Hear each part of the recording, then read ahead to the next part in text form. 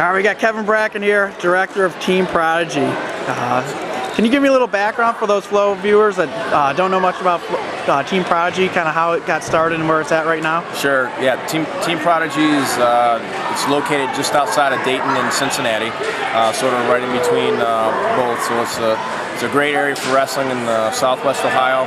And Team Prodigy, I've been the director of Team Prodigy now for about 3 months, and we've been doing really well. We've got about 80 kids, and we've got about 50,000 square feet facility, and we've got everything from wrestling to MMA to Muay Thai to Jiu-Jitsu.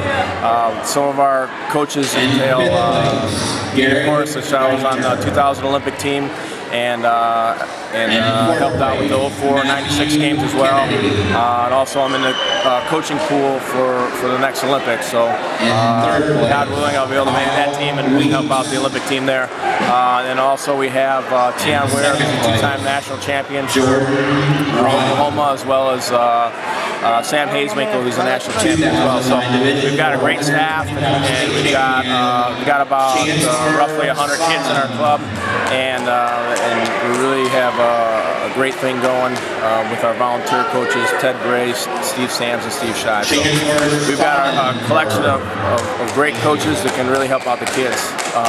We also have a cage, a ring, and all that good stuff. So we're full service for combat sports. Nice, nice. So talk a little bit about today, how Team Prodigy did here at the grade school state tournament. Sure, we had 4 finalists today, and we had 3 champions, and of course 1 second. And that was for Division 4, the oldest division, and then we had several other places. I think we had, I think it was 7 places total. Last weekend we had, I think we brought 13 guys and we had 10 places. So we're really proud of the success and all that good stuff. And being a new facility, I think that's really going to help drive membership even higher, as well as helps the Southwest Ohio. So you have a website or anything for? Yeah, teamprodigy.com. All right. One last question. Zeb has said I had to ask it. So what's the deal with the flight? No. What happened on the flight? Can we get that story? Yeah. Well, I'll give you the short version. All right. I know you got to get out of here. Thanks. Yeah. Well, back when I was competing, there was I went over to Sweden and Finland for a competition, and wound up traveling down through London and booked my flight out of London. So anyways, after that we got on a flight, and there happened to be a slew of passengers on the flight. They held Irish and British passports. Anyways, what happened was that the majority of the people in that group were pretty drunk and pretty obnoxious. So I guess you could say one thing led to another. Altercation between people within the group. One guy started pushing the other guy, and a flight attendant got involved, a male flight attendant. He winds up getting pushed and knocked down, and the captain had already been back 3 times to complain.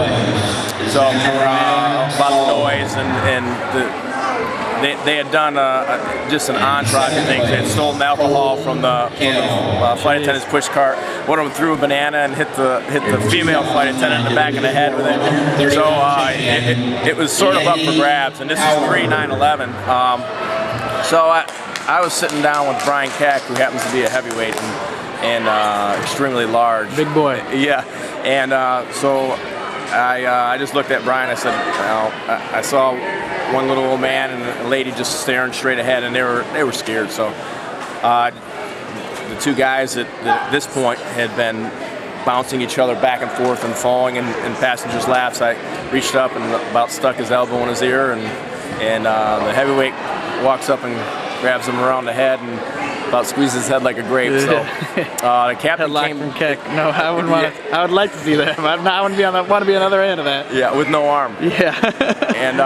and so anyways, the captain walked back right as this was going on, and I still remember to this day. He said, "Boys, bring him up front." So he brought him up to the sort of the resting area for the flight attendants.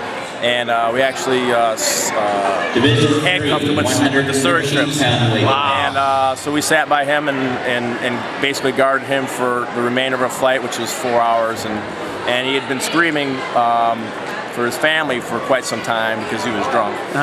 And so one of the flight attendants came back with tape and a towel, and she said she was going to duct tape his mouth shut. But she didn't actually do that, thankfully.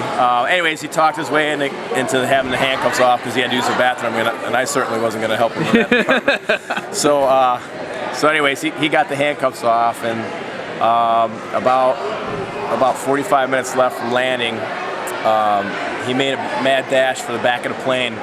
And so I scooped him up and caught him from behind and five-pointed him? Yeah, five-pointed him in the plane and sat his butt down and he didn't talk or move for the rest of the flight. Nice.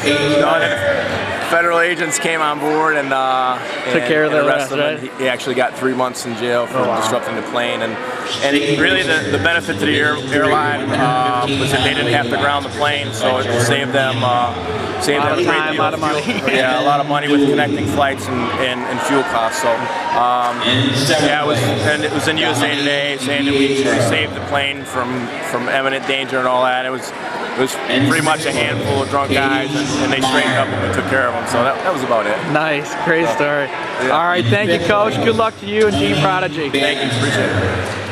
Thanks for